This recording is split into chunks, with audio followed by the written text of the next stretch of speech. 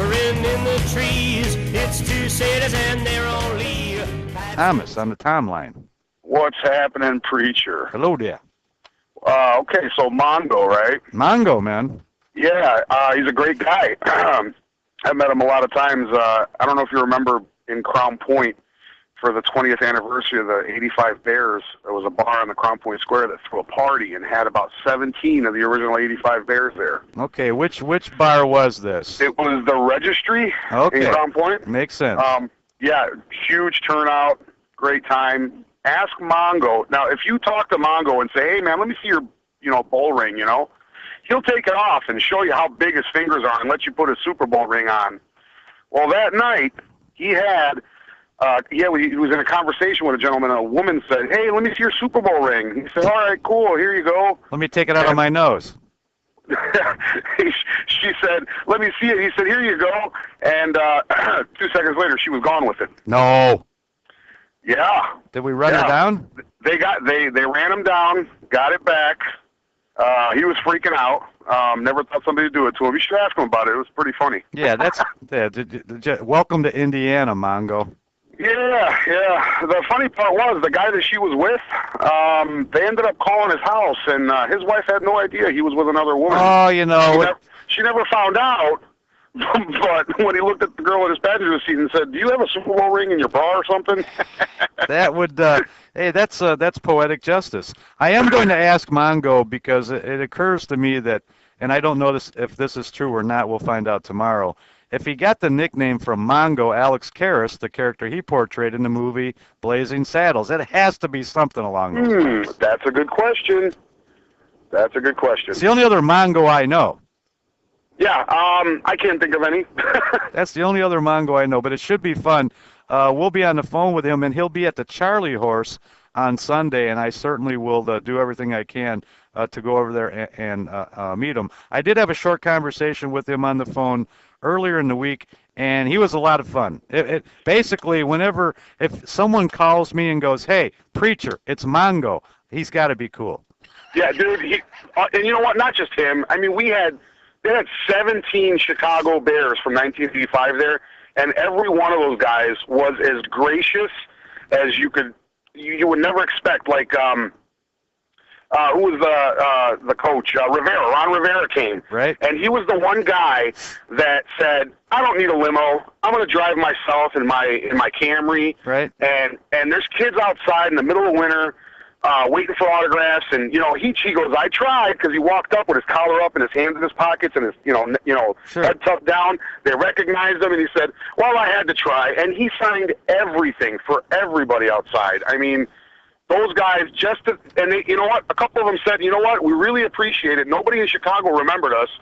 We had to come to Indiana for somebody to throw us a 20th anniversary party. And Ditka was going to try to make it, but he had a prior engagement that he couldn't get out of. And by the time he got done, it was too late. But those guys thought the world of Indiana that night. Ditka has pulled that several times. I ain't saying, I'm just saying. Was McMahon there? No, he actually was the one that wanted $15,000 to show up, from what I heard. Nah, I'm not surprised. He gave me the finger one time. I got a good McMahon story. He gave me the bird, man. Yeah, he's like a toothless bar brawler now, from what I hear, up in like northwestern Illinois. I don't know if it's true or not, but like everybody else said, whatever you pay me, like the agreement was, from what I heard, was whatever you're going to ask to get paid, we want half of it to go to the charity of your choice. Now, I don't know if that's true or not, but I mean, everybody came. They had some guys brought their whole families. Yeah. Well, that's cool. Great guys. Great guys. That's a great story, man. If you can, try and make it to Charlie Horse on Sunday. Brother, I'll do what I can. 10-4. Thank you, man. Thanks, Appreciate Thomas. it. No problem. I kind of remember that event.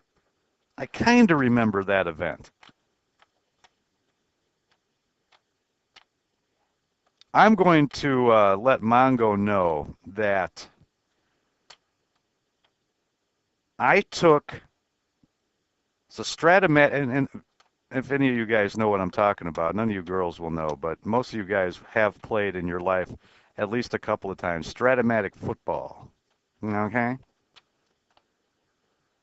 I took the Chicago Bears 85 team and whooped the snot out of, what year was it?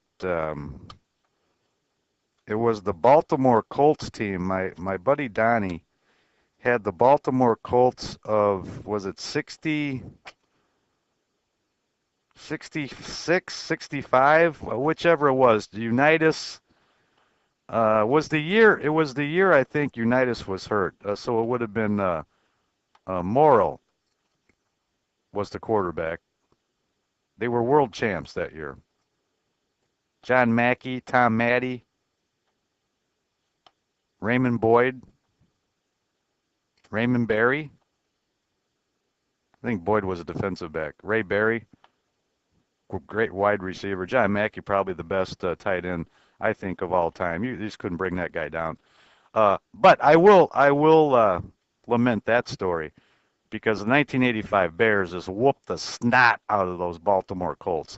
And there might have been an argument that the Green Bay Packers of maybe 63, 64, whatever year that was, were a better team with Bart Starr and that group. I don't know if it was Horning or Donnie Anderson, Jimmy Taylor, Nitschke, Herb Adderley, Willie Wood. Jeez, do I actually remember these names? Ugh, I'm scaring myself. I can't remember the presidents, but I can remember some of those funky teams from the 60s, man.